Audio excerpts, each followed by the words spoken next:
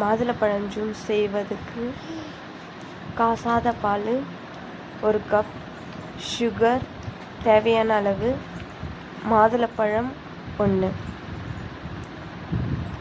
இப்போ உரிச்சாச்சு பழத்தை ஆட் பண்ணிக்கலாம்.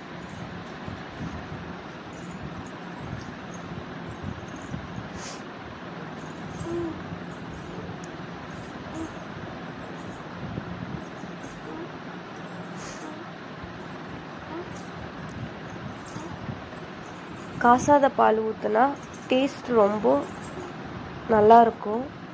கடையில் கூட இதேமாரி தான் இருக்கும். அரைச்சிக்கலாம்.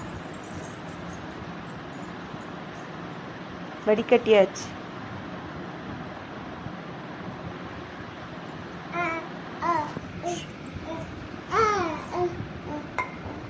இப்போ ஐஸ் கியூப் போட்டுக்கலாம். வெயிலுக்கு இதமான மாதுளைப்பழ ஜூஸ் ரெடி. இதை டெய்லியும் ஒரு பழம் சாப்பிட்லாம். ஜூஸாக குடித்தா உடம்புக்கு நல்ல. மாதுளைப்பழ ஜூஸை ட்ரை பண்ணி பாருங்கள். அப்புறம் தமிழ் பொண்ணு சேனலுக்கு சப்ஸ்கிரைப் பண்ணுங்கள், லைக் பண்ணுங்கள், ஷேர் பண்ணுங்கள்.